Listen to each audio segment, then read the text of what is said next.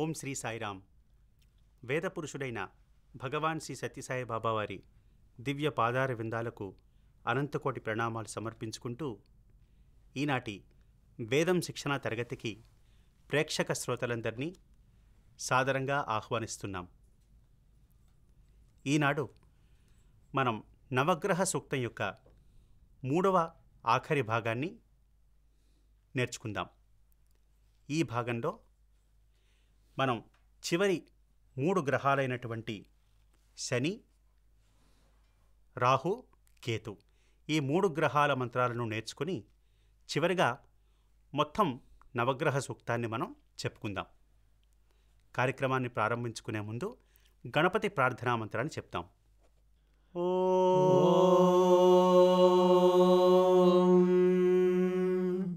గణానాన్త్వా గణపతిగుం హవామహే కవిం కవీనాముపమశ్రవస్తమం జ్యేష్ఠరాజం బ్రహ్మణాం బ్రహ్మణస్పత ఆనశృణ్వన్నోతిభిः सीदसादनं प्रणो देवी सरस्वती वाजेभिर्वाजिनीवती धीनामवित्रयवतु गणेशाय नमः सरस्वत्यै नमः श्रीगुरुभ्यो नमः हरिः ओम्. నేను ఇప్పుడు ఒకసారి చెప్తాను, మీరు తిరిగి 2 మార్లు దాన్ని రిపీట్ చేయండి. ఓం శన్నో దేవీరభిష్టయా. ఓం శన్నో దేవీరభిష్టయా. ఓం శన్నో దేవీరభిష్టయా. ఆపో భవంతు పీతయే. आपो भवन्तु पीतये. आपो भवन्तु पीतये. ఓం శన్నో దేవీరభిష్టయ आपो భవంతు పీతయే. ఓం శన్నో దేవీరభిష్టయ आपो भवन्तु पीतये. ఓం శన్నో దేవీరభిష్టయ आपो भवन्तु पीतये. సంయోరభిస్రవంతు నః. సంయోరభిస్రవంతు నః. సంయోరభిస్రవంతు నః. ప్రజాపతేన త్వదేతాన్యన్యో. ప్రజాపతేన త్వదేతాన్యన్యో. ప్రజాపతేన త్వదేతాన్యన్యో. విశ్వాజాతాని. విశ్వాజాతాని. విశ్వాజాతాని. పరితా బభూవ. పరితా బభూవ. పరితా బభూవ. ప్రజాపతేన త్వదేతాన్యన్యో విశ్వాజాతాని పరితా బభూవ. ప్రజాపతేన త్వదేతాన్యన్యో విశ్వాజాతాని పరితా బభూవ. ప్రజాపతేన త్వదేతాన్యన్యో విశ్వాజాతాని పరితా బభూవ. యత్కామాస్తే. యత్కామాస్తే. యత్కామాస్తే. జుహుమస్తన్నో. జుహుమస్తన్నో. జుహుమస్తన్నో. యత్కామాస్తే జుహుమస్తన్నో. యత్కామాస్తే జుహుమస్తన్నో. యత్కామాస్తే జుహుమస్తన్నో. అస్తు వయగ్గస్యామా. అస్తు వయగ్గస్యామా. అస్తు వయగ్గస్యామా. పతయోరయీణాం. పతయోరయీణాం. పతయోరయీణాం. అస్తు వయగ్గస్యామ పతయోరయీణాం. అస్తు వయగ్గస్యామ పతయోరయీణాం. అస్తు వయగ్గస్యామ పతయోరయీణాం. యత్కామాస్తే జుహుమస్తన్నో अस्तु वयग्स्यामपतयोरयीणाम् यत्कामास्ते जुहुमस्तन्नो अस्तु वयग्स्यामपतयोरयीणाम् यत्कामास्ते जुहुमस्तन्नो अस्तु वयग्स्यामपतयोरयीणाम् इमं यमप्रस्तरमाहि इमं यमप्रस्तरमाहि इमं यमप्रस्तरमाहि सीदाङ्गिरोभिः सीदाङ्गिरोभिः सीदाङ्गिरोभिः पितृभिः संविधानः पितृभिः संविधानः पितृभिः संविधानः सीदाङ्गिरोभिः पितृभिः संविधानः सीदाङ्गिरोभिः पितृभिः संविधानः सीदाङ्गिरोभिः पितृभिः संविधानः इमं यमस्तरमाहि सीदाङ्गिरोभिः पितृभिः संविधानः इमं यमप्रस्तरमाहि सीदाङ्गिरोभिः पितृभिः संविधानः इमं यमप्रस्तरमाहि सीदाङ्गिरोभिः पितृभिः संविधानः आत्वा मन्त्राः आत्वा मन्त्राः आत्वा मन्त्राः कविशस्ता कविशस्ता मन्त्राः कविशस्ता मन्त्राः कविशस्ता मन्त्राः कविशस्ता आत्वा मन्त्राः कविशस्ता आत्वा मन्त्राः कविशस्ता आत्वा मन्त्राः कविशस्ता वहन्त्वेनाराजन् वहन्त्वेनाराजन् वहन्त्वेनाराजन् आत्वा मन्त्राः कविशस्ता वहन्त्वेनाराजन् आत्वा मन्त्राः कविशस्ता वहन्त्वेनाराजन् आत्वा मन्त्राः कविशस्ता वहन्त्वेनाराजन् हविषामादयस्व हविषामादयस्व हविषामादयस्व आत्वा मन्त्राः कविशस्ता वहन्त्वेनाराजन् हविषामादयस्व आत्वा मन्त्राः कविशस्ता वहन्त्वेनाराजन् हविषामादयस्व आत्वा मन्त्राः कविशस्ता वहन्त्वेनाराजन् हविषामादयस्व ॐ अधिदेवता प्रत्यधिदेवता सहिताय शनैश्चराय नमः ॐ अधिदेवता प्रत्यधिदेवता सहिताय शनैश्चराय नमः ॐ अधिदेवता प्रत्यधिदेवता सहिताय शनैश्चराय नमः మనం ఈ శని గ్రహ యొక్క మంత్రాన్ని మరొక మారు కలిపి చెప్పుకుందాం. ॐ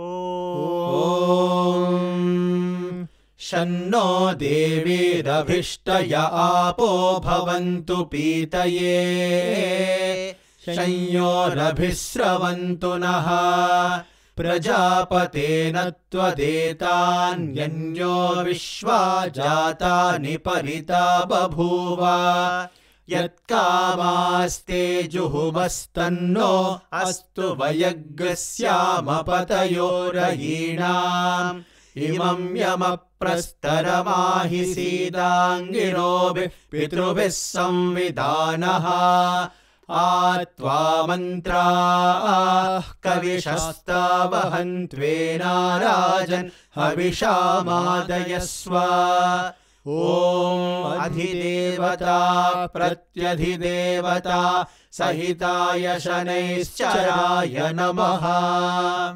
ॐ कयानश्चित्र ॐ कयानश्चित्र ॐ कयानश्चित्र आभुवदूती आभुवदूती आभुवदूती ॐ कयानश्चित्र आभुवदूती ॐ कयानश्चित्र आभुवदूती ॐ कयानश्चित्र आभुवदूती सदा वृधः सखा सदा वृधः सखा सदा वृधः सखा ॐ कयानश्चित्र आभुवदूती सदा वृधः सखा ॐ कयानश्चित्र आभुवदूती सदा वृधः सखा ॐ कयानश्चित्र आभुवदूती सदा वृधः सखा कयाशचिष्ठया वृता कयाशचिष्टया वृता कयाशचिष्टया वृता आयङ्गौः पृश्निरक्रमे आयङ्गौः पृश्निरक्रमे आयङ्गौः पृश्निरक्रमे दशनन्मातरं पुनः दशनन्मातरं पुनः दशनन्मातरं पुनः आयङ्गौः पृश्निरक्रमे दशनन्मातरं पुनः आयङ्गौः पृश्निरक्रमे दशनन्मातरं पुनः आयङ्गौः पृश्निरक्रमे दशनन्मातरं पुनः पितरं च प्रयन्सुवः पितरं च प्रयन्सुवः पितरं च प्रयन्सुवः यत्ते देवी यत्ते देवी यत्ते देवी निरृतिराभबन्धदाम निरृतिराबबन्धदाम निरृतिराबबन्धदाम ग्रीवास्वविचर्त्यम् ग्रीवास्वविचर्त्यम् ग्रीवास्वविचर्त्यम् यत्ते देवी निरृतिराभबन्धदाम ग्रीवास्वविचर्त्यम् यत्ते देवी निरृतिराबबन्धदाम ग्रीवास्वविचर्त्यम् यत्ते देवी निरृतिराबबन्धदाम ग्रीवास्वविचर्त्यम् इदन्ते इदन्ते इदन्ते तद्विश्याम्यायुषो तद्विश्याम्यायुषो तद्विश्याम्यायुषो इदन्ते तद्विश्याम्यायुषो इदन्ते तद्विश्याम्यायुषो इदन्ते तद्विश्याम्यायुषो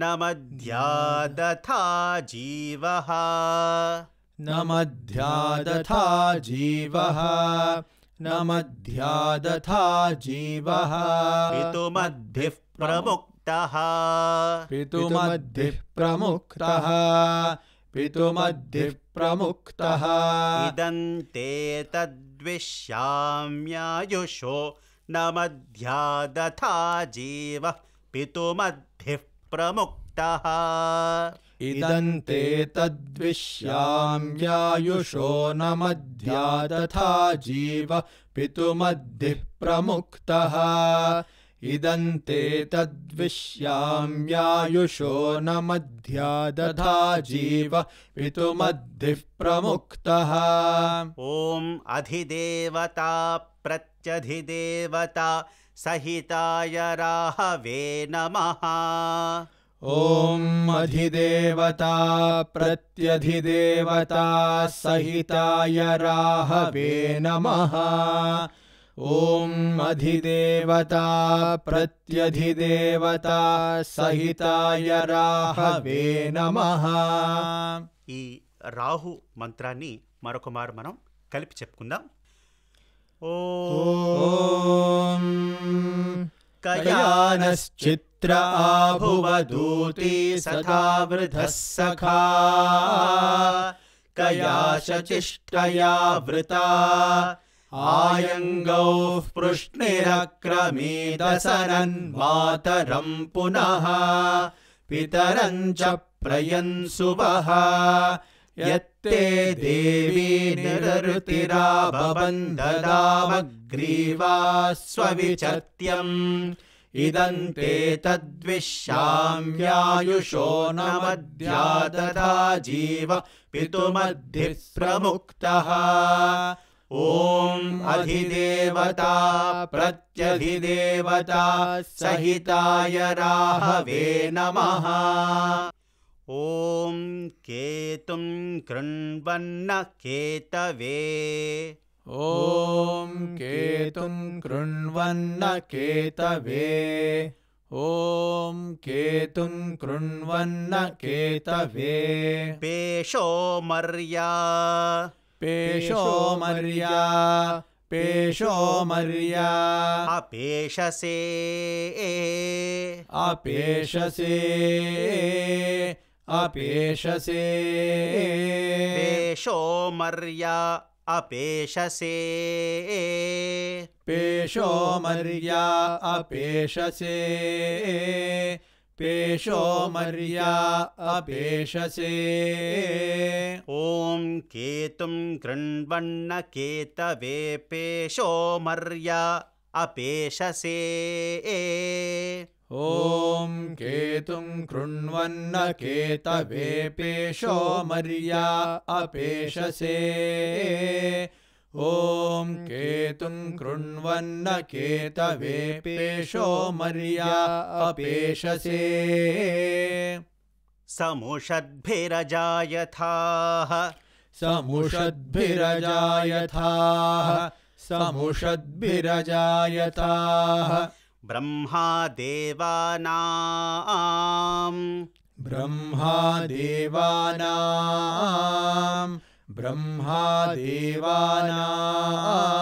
పదవీః కవీనాం పదవీః కవీనాం పదవీః కవీనాం మృషిర్విప్రాణాం మృషిర్విప్రాణాం మృషిర్విప్రాణాం పదవీః కవీనాం మృషిర్విప్రాణాం పదవీః కవీనాం మృషిర్విప్రాణాం పదవీః కవీనాం మృషిర్విప్రాణాం బ్రహ్మాదేవానాం పదవీః కవీనాం మృషిర్విప్రాణాం బ్రహ్మాదేవానాం పదవీః కవీనాం మృషిర్విప్రాణాం బ్రహ్మాదేవానాం పదవీః కవీనాం మృషిర్విప్రాణాం మహిషో మృగాణాం మహిషో మృగాణాం మహిషో మృగాణాం బ్రహ్మాదేవానాం పదవీః కవీనాం మృషిర్విప్రాణాం మహిషో మృగాణాం బ్రహ్మాదేవానాం పదవీః కవీనాం మృషిర్విప్రాణాం మహిషో మృగాణాం బ్రహ్మాదేవానాం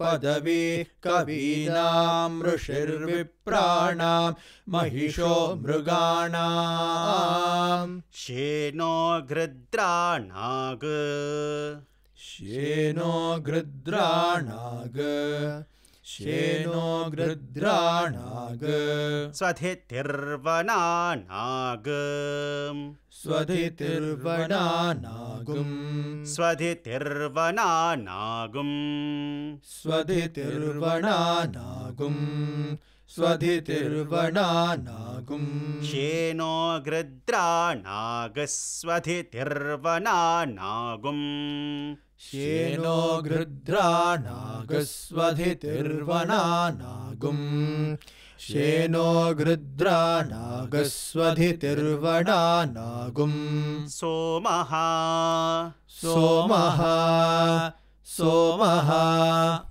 पवित्रमत्येतिरेभन् पवित्रमत्येतिरेभन् पवित्रमत्येतिरेभन् सोमः पवित्रमत्येतिरेभन् सोमः पवित्रमत्येतिरेभन् सोमः पवित्रमत्येतिरेभन् शेनो गृध्राणागस्वधितिर्वनानागुं सोमः पवित्रमत्येतिरेभन् शेनो गृध्राणागस्वधितिर्वनानागुं सोमः पवित्रमत्येतिरेभन् शेनो गृध्राणागस्वधितिर्वनानागुं सोमः पवित्रमत्येतिरेभन् सचित्रचित्रम्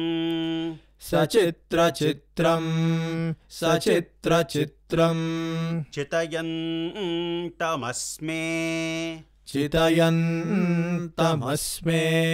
चितयन्तमस्मे सचित्रचित्रं चितयन्तमस्मे सचित्रचित्रं चितयन्तमस्मे सचित्रचित्रं चितयन्तमस्मे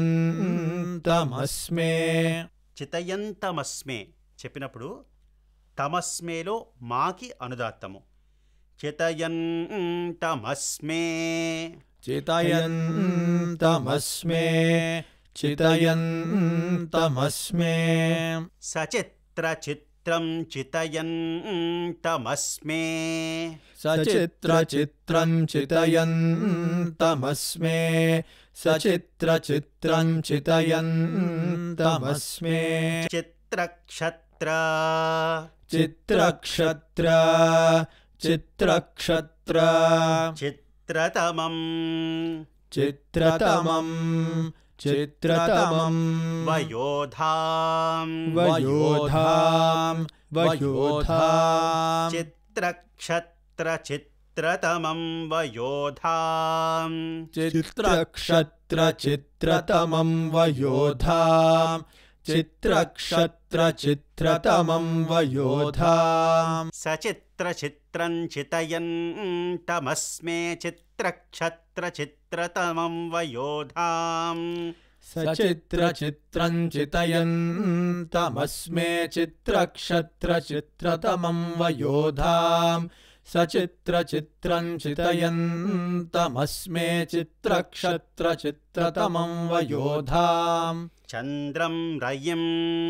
चन्द्रं रयिं चन्द्रं रयिं పురువీరం पुरुवीरं पुरुवीरं చంద్రం రయిం పురువీరం चन्द्रं रयिं पुरुवीरं चन्द्रं रयिं पुरुवीरं బృహంతం बृहन्तं बृहन्तं చంద్రచంద్రాభిర్గృణతే యువస్వ चन्द्रचन्द्राभिर्गृणते युवस्व चन्द्रचन्द्राभिर्गृणते युवस्व చంద్రం రయిం పురువీరం బృహంతం చంద్రచంద్రాభిర్గృణతే యువస్వ चन्द्रं रयिं पुरुवीरं बृहन्तं चन्द्रचन्द्राभिर्गृणते युवस्व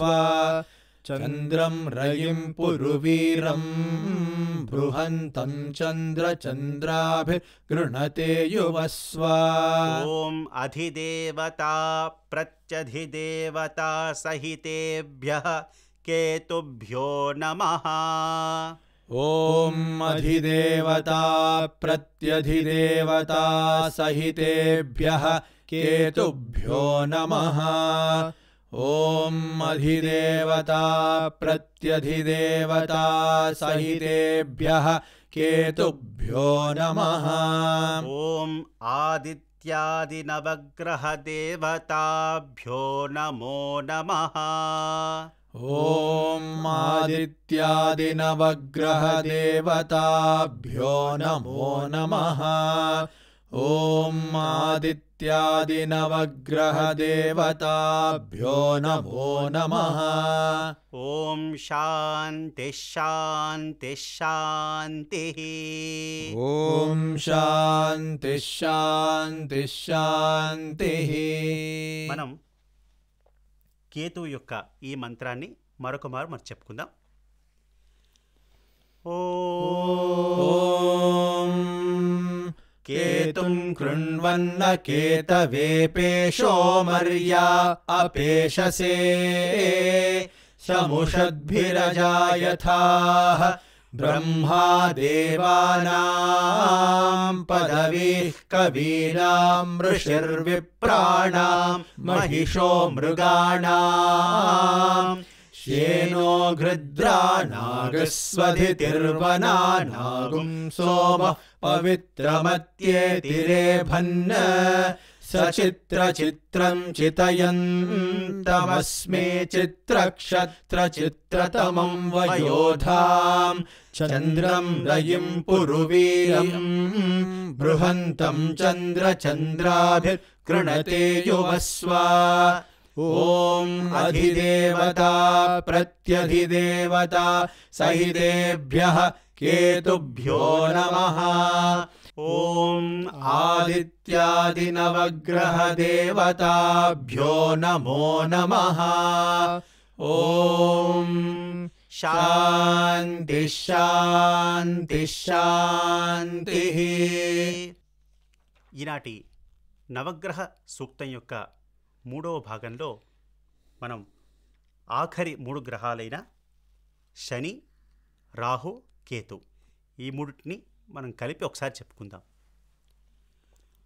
ఓం శన్నో దేవీరభిష్టయ ఆపో భవంతు పీతయే శయ్యోరభిస్రవంతు నః ప్రజాపతేన త్వదేతాన్యన్యో విశ్వా జాతాని పరితా బభూవ యత్కామాస్తే జుహుమస్తన్నో అస్తు వయగ్గస్యామపతయోరయీణాం ఇమం యమప్రస్తరమాహి సీదాంగిరోభిః పితృభిः సంవిధానః आत्वा मन्त्रा कविशस्तावहन्त्वेनाराजन् हविषामादयस्व।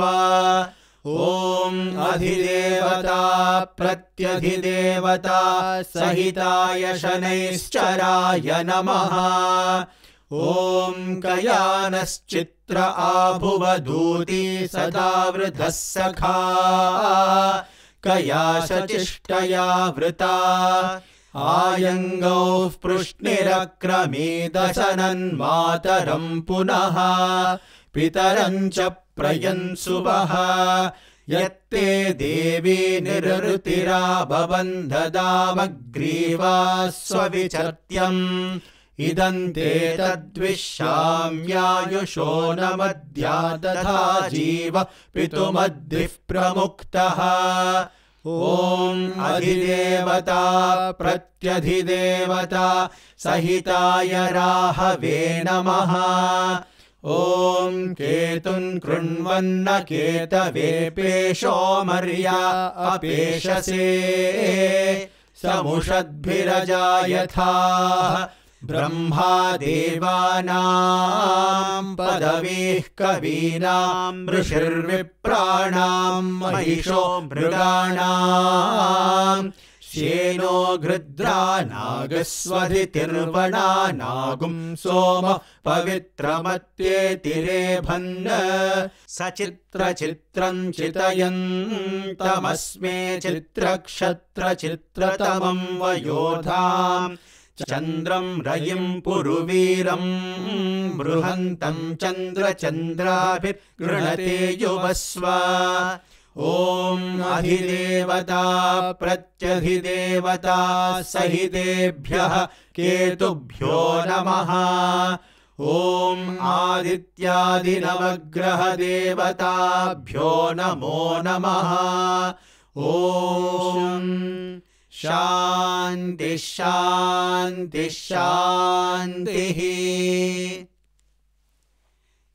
ఈనాటి ఈ నవగ్రహ సూక్తం యొక్క 3వ భాగాన్ని ముగించే ముందు మొట్టమొదటి నుంచి 9 గ్రహాల మంత్రాలను మనం కలిపి ఒకసారి చెప్పుకుందాం. దాని తర్వాత మనం క్షమా ప్రార్థనా మంత్రంతో కార్యక్రమాన్ని ముగించుకుందాం. వచ్చే వారం మరొక చక్కని వేదమంత్రంతో తిరిగి కలుసుకుందాం.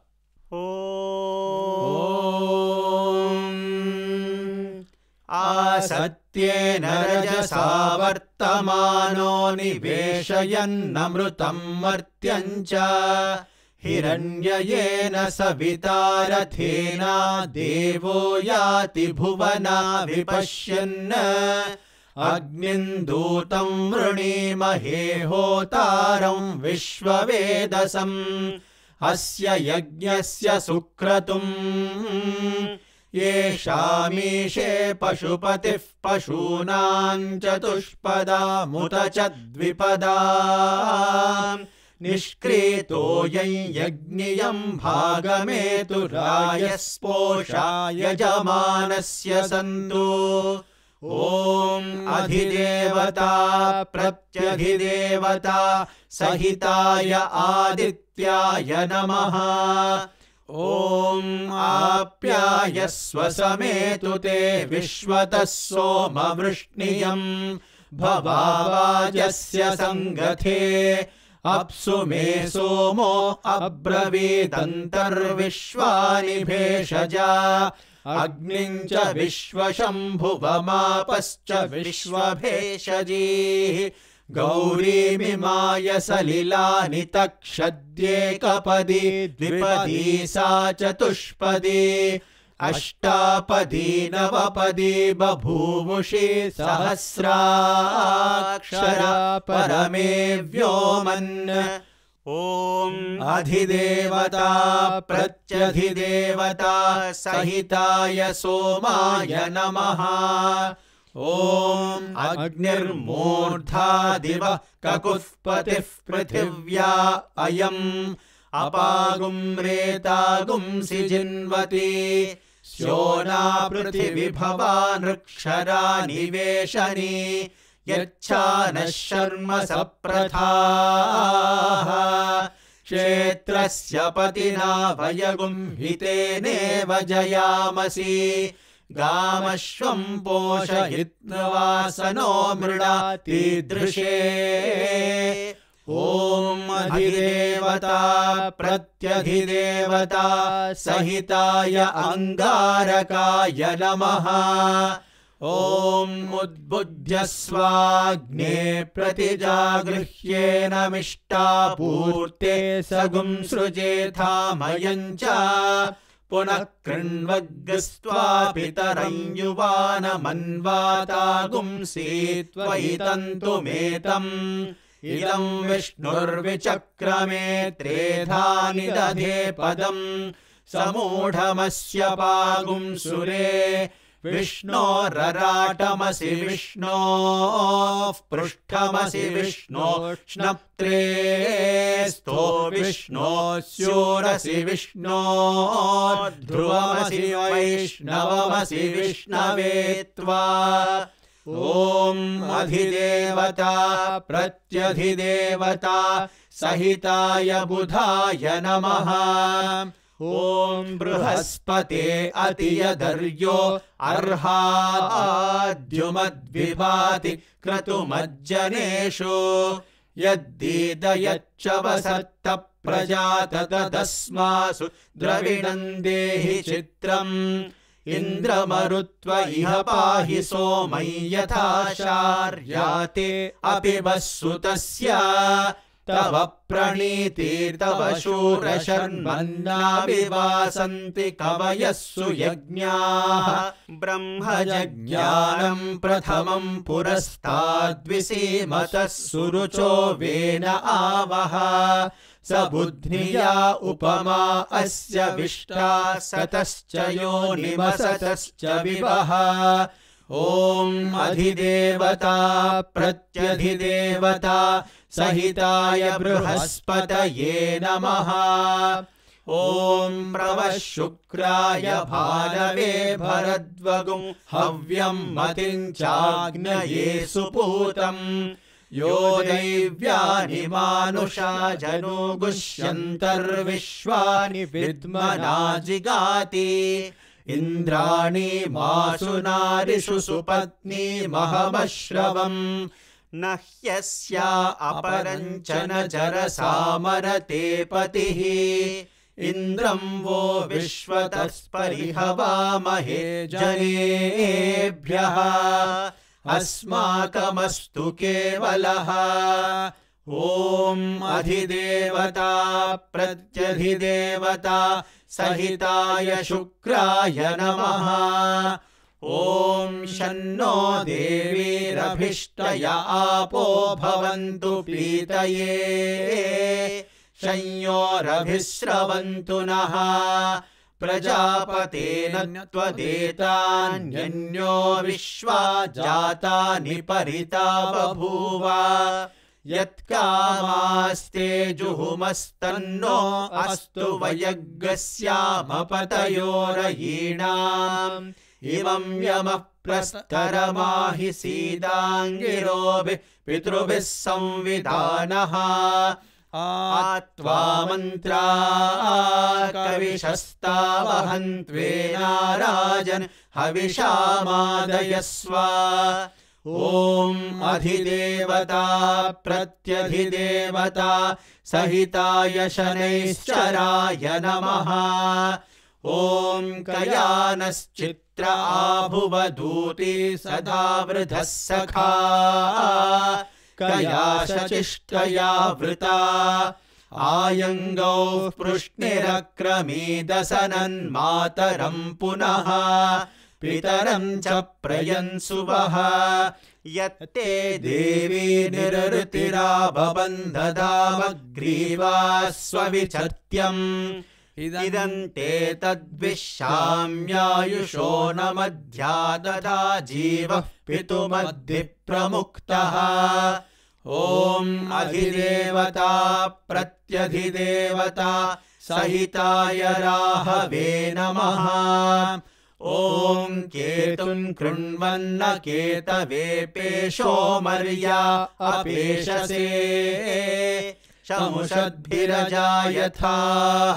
ब्रह्मा देवानां पदवीः कवीनां ऋषिर्विप्राणां महिषो मृगाणां श्येनो गृद्राणागस्वधितिर्वना नागुं सोमः पवित्रमत्येतिरेभन् सचित्रचित्रं चितयन्तमस्मे चित्रक्षत्रचित्रतमं वयोधाम् चन्द्रं रयिं पुरुवीरं बृहन्तं चन्द्रचन्द्राभिर्गृणते युवस्व ॐ अधिदेवता प्रत्यधिदेवता सहितेभ्यः केतुभ्यो नमः ॐ आदित्यादिनवग्रहदेवताभ्यो नमो नमः ॐ शान्ति शान्ति शान्तिः ॐ यदक्षरपदभ्रष्टं मात्राहीनं तु यद्भवेत् तत्सर्वं क्षम्यतां देवा नारायण नमोऽस्तु ते विसर्गबिन्दुमात्राणि पदपादाक्षराणि च न्यूनानि चातिरिक्तानि क्षमस्व साईश्वर अपराधसहस्राणि क्रियन्ते हर्निशं मया दासोऽयमिति मां मत्वा क्षमस्व साईश्वर अन्यथा शरणं नास्ति त्वमेव शरणं मम तस्मात् कारुण्यभावेन रक्ष रक्ष साईश्वर। हरिः ॐ तत्सत् श्री साईश्वरार्पणमस्तु। ॐ शान्ति शान्ति शान्तिः।